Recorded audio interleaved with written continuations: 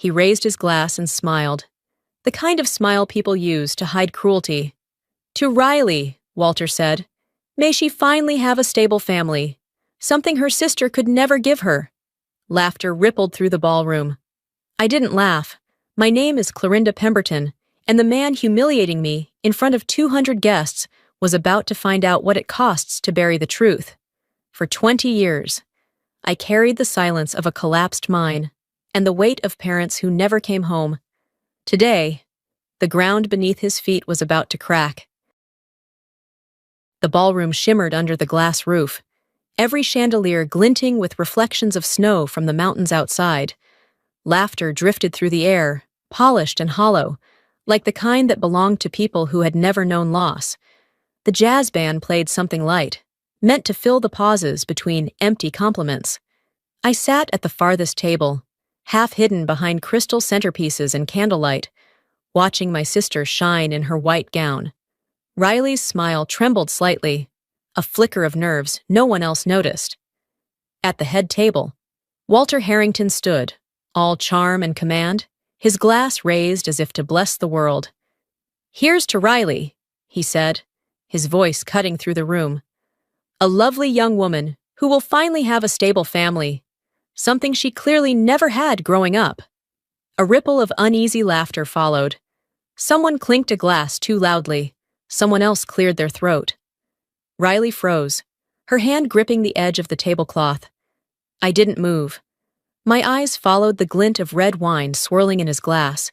It caught the chandelier light like blood. When I rose, chairs creaked around me. "Mr. Harrington," I said softly, "do you even know what stability costs?" Silence swallowed the room. Walter blinked, the smirk faltering just slightly before returning. "Ah," he murmured. "The sister speaks." I smiled. Not at him, but at Riley, her eyes full of fear and something she was desperate to hide. I sat again, calm as stone. He thinks this is about pride, I thought, but this is about foundation, and his is about to crack. Somewhere in the distance, a phone buzzed. Walter reached into his pocket, frowning. A single notification glowed on the screen. Denver Daily Investigations. Harrington Mining. Investigation reopened. My smile didn't fade. It simply deepened. Quiet. Certain. Inevitable. The night the mine collapsed still claws at my memory. The sirens. The shouting. The smell of coal and dust cutting through the winter air. I was 17, standing behind the chain-link fence. My hands frozen against the metal while ambulances wailed into the dark. They said no one was left inside, but I knew my parents hadn't made it out. Someone shouted from the pit, "The roof gave in, the beams weren't reinforced." But the next morning, the headline told a prettier story. "Natural quake causes tragic accident." I walked into the Harrington Mining office with the article still folded in my hand. A man behind the desk didn't even look up. "You should move on, kid," he said. "Harrington paid enough." He didn't see me snatch the report off his desk. The ink was faint, but one line burned through the page. "Approved for cost reduction, W. Harrington." That was the day I stopped believing in accidents. Years passed in fragments, steel dust, concrete, the sound of drills, and my sister's laughter echoing in a cheap apartment. I built bridges by day and raised Riley by night, feeding her on noodles and borrowed dreams. She learned to draw and dream. I learned to stop. Now the photo of our parents sits on my desk, light flickering across their faces like fire trapped behind glass. "If he built his empire on broken beams," I whisper, "I'll be the one to bring it down." My phone buzzes. Riley's message glows bright against the dark screen. "Claire," Derek proposed, "you'll love his family." My hand tightens until my palm stings. She doesn't know. She's marrying the son of the man who killed our parents. The Harrington estate gleamed like something made to impress. All glass walls and vineyard views. The air smelled of polished wealth, sweet and sterile. At the center of it all sat Walter Harrington, his confidence as heavy as the gold watch on his wrist. He studied me with that slow, assessing look people use when they've already decided you don't belong. A civil engineer, you said? He asked, swirling his wine. So you build things that eventually collapse? I met his eyes. Only when people remove the supports. His smile froze, then returned, thinner this time. We both knew what I meant. On the wall behind him hung a framed family portrait. Walter, his wife, Derek, and, behind them, the same mountain ridge where the mine had caved in. The chandelier's reflection cut across the photo, a streak of light splitting the image like a fracture in glass. He'd put it there on purpose, a silent declaration, I won. Dinner carried on, conversations polite but sharp. When it ended, I stepped out into the cold. Derek followed, hands buried in his coat pockets. He's hard to deal with, he said quietly. But he's not all bad. I turned toward him. You've never seen the beams from the inside, have you? I left him standing there, the glow from the house spilling onto the snow like cracks spreading from a broken foundation. Back home, I opened my laptop. The screen lit the dark room, lines of text scrolling fast until one file caught my eye.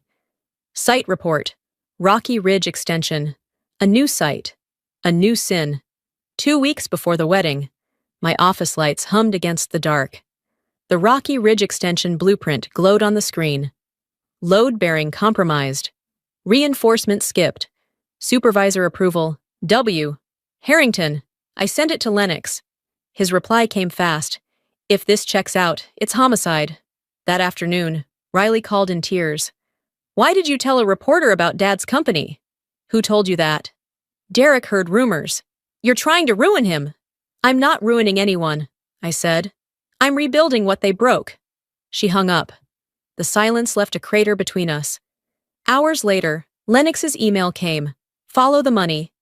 $3.2 million vanished from an environmental fund to a Bahamian account. They died for $3 million. I whispered to my parents' photo. That night, an envelope waited under my door. A map of a new mine.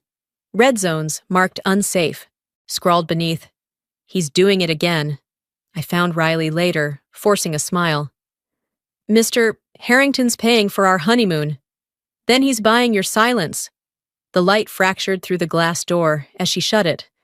Back home, I traced in red ink. Stress point, glass point, failure line. Below, I wrote W, H. The cracks had formed. A week later, Riley twirled in her wedding gown. You'll look perfect, Derek said. My phone buzzed. SEC confirms investigation, I murmured. Right on schedule. That night, Derek came by. If you know something about my father, tell me. Would you still marry someone who profits from the dead? He said nothing. The next morning, Riley confronted me. You're obsessed. You can't let it go. Time doesn't bury truth, I said. It exposes what wasn't built right. Then Lennox called. Walter knows. Then he's looking in the wrong place, I replied. Later, Mark Dalton whispered, he's laundering through Riley's name. My stomach dropped. I wrote in my journal, if I stop now, he wins. If I continue, she suffers. Justice always breaks something. Snow fell. I texted Lennox. Wedding day, 2:15 p.m. When he toasts. Before dawn. I left my father's pencil beside Riley's bed. Engraved Build to Last. You don't know it yet, I whispered. But this time, I'm building for both of us. 3 days before the wedding, I drove to the outskirts of Denver and stood before the old Harrington mine. The air was damp and bitter, filled with the smell of rust and earth. Cracked walls, metal beams eaten by time. Everything looked the same as it had that night, except quieter. I ran my fingers over a faint engraving, still clinging to the stone. Safety first. You forgot your own words. Walter, I whispered. Back at my apartment, my desk had turned into a war map. Blueprints, schedules, lines connecting faces, accounts, and dates. Every piece fit together like steel under tension. My laptop screen glowed as Lennox's face appeared on a video call. Are you sure about the timing? He'll raise his glass at 2:15, I said. Make sure the world is watching. At that same hour, an anonymous email arrived in Walter's inbox. SEC knows. Within minutes, his office turned into a storm. He ordered a full systems audit, digging through old servers, including the one I'd once used. He found nothing. I'd erased every trace years ago. The evidence now lived only where no one could delete it. That evening, Riley came to my door. Her voice trembled when she spoke. Derek says the company's in trouble. He said it's you. Please, Claire, if you love me, stop. I can't stop what started 20 years ago. You'll destroy us. No, Riley, I'm rebuilding what was destroyed. She stared at me, frightened, realizing she no longer recognized the sister who'd raised her. The next morning, I sent Walter a wedding gift, an elegant silver frame holding a photograph of the collapsed mine. But behind the glossy surface, faintly visible, was an overlay of his offshore transfers to the Bahamas. On the back, I'd engraved one line, "Foundations don't lie." The hidden lens inside the frame would capture his face when he opened it. That afternoon, he summoned me to a downtown cafe. "You think you can fight me with paper?" he said, voice low, eyes sharp. "I bury people with paper." "Not this time," I replied evenly. "This time, the paper signs your fall." His smile turned cold. "When foundations collapse, everything above goes with them, even your sister." He left. I sat alone, the wind pushing dust through the open door, like the faint crumble of rock before a cave-in. Minutes later, Lennox called. "Claire, someone sold our timeline. Another outlet's about to publish early." "Then move it up," I said. "He'll make his toast at 1:45. Adjust the clock." Only I knew the new schedule. That night, I unlocked my father's old safe, laying his drafting pencil beside the faded construction permit for the Harrington mine. On the last page of my notebook, I wrote, "Blueprint of justice, cracks aligned, collapse imminent." The lamplight caught the edges of the drawing, spreading across the page like sunlight on stone. The foundation was ready to fall. Snow drifted like ash beyond the balcony rail as I sat with my phone in hand. The message from Lennox blinked across the screen. "Files scheduled. Countdown starts at 13:45 tomorrow." I typed back, "When he raises his glass. The world will know." The snow melted in my palm before I wiped it away. A soft knock at the door. Riley stood there in her silk robe, her face pale and restless. "I can't sleep. Dad's worried. Derek's scared. Tell me this is all just a misunderstanding." "It's not," I said gently. "Tomorrow isn't about hate, it's about truth." "But truth hurts." "So does every reconstruction." Her lip trembled, but she said nothing more. She turned and left, closing the door between us for what we both knew would be the last time.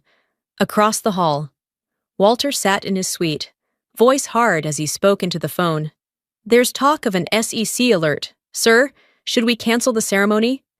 "No," he answered. "Tomorrow, I'll make my toast and remind them who owns the ground they stand on." He wired money to silence a journalist, unaware that the files had already moved to international servers. Around midnight, Derek found the folder his father had hidden in the study. Inside were forged signatures, his and Riley's, used to authorize illegal transfers. He stared at the pages, stunned. He used me. He used her. He came to my door, knocking softly. "He's laundering through us," he said. "You were right." "Then tomorrow," I told him, "stay silent. Let the ground collapse." When he left, I went to the bathroom and met my own reflection in the mirror. Pale, sleepless eyes, hair falling over my face. I was 17 when the ground fell once," I murmured. "Tomorrow, I'll make sure it's the last time it ever does." A flash of lightning split the sky. The mirror trembled in its frame, fractured by the sound. Before dawn, I found a folded note slipped under my door. Riley's handwriting. "Whatever happens tomorrow, please don't forget I love you. I didn't cry. I folded the note carefully and tucked it into my coat pocket. When morning came, the snow had stopped. Sunlight spread across the mountain peaks, clean and blinding. On the table beside me sat a single glass of red wine, still untouched. I lifted it slightly, whispering, "For you, Mom. For you, Dad. For truth." Somewhere in the valley below, church bells began to ring, the sound of a wedding, or a warning. The ballroom in Aspen gleamed white and perfect, sunlight bouncing off glass and marble. Guests laughed softly, cameras flashed, violins sang through the air. Only I sat still, my glass untouched, waiting for 1:45. Walter straightened his tie, lifted his wine, and smiled at the crowd. "To Riley and Derek, may your marriage stand stronger than some foundations we've seen before." Laughter rippled like static. Riley's shoulders stiffened. I rose slowly. The light caught my silver dress as I said, calm and clear, "You talk about foundations, Mr. Harrington.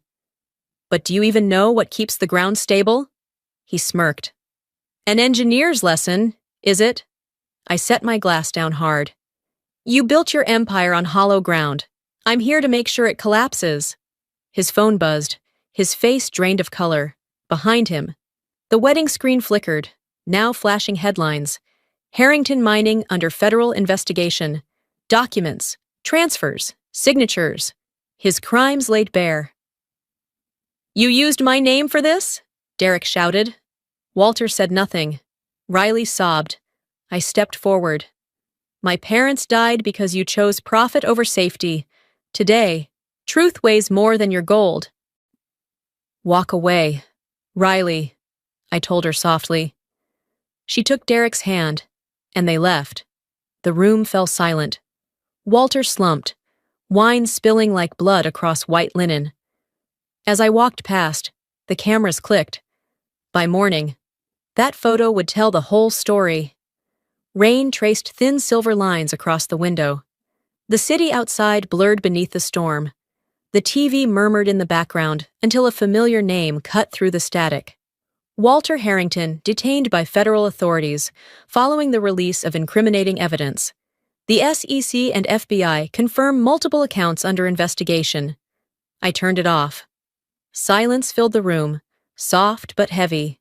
On the table sat my father's old drafting pencil, its metal edges worn smooth.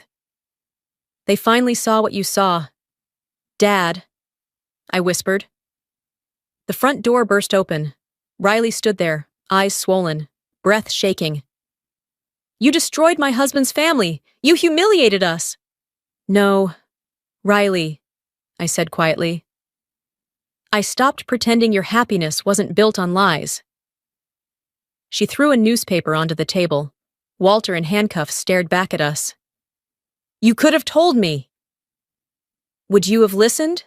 We looked at each other, and in that silence, love and grief wrestled until neither could win. My phone rang. Lennox's voice came through, steady. "It's done. The trust's been reinstated. The company will rebuild under a new name, Pemberton Memorial Fund. Then the ground finally holds," I said. Later, a message blinked on my screen. "I finally understand. You didn't destroy us. You rebuilt us. Thank you for giving me something solid to stand on." I smiled, small, quiet. The first one since the mine collapsed. Stepping onto the balcony, I watched the rain ease, the city lights glinting through glass. Justice doesn't roar. It settles. Quietly. Like the earth after a quake. A year later, the old mine had become a sanctuary.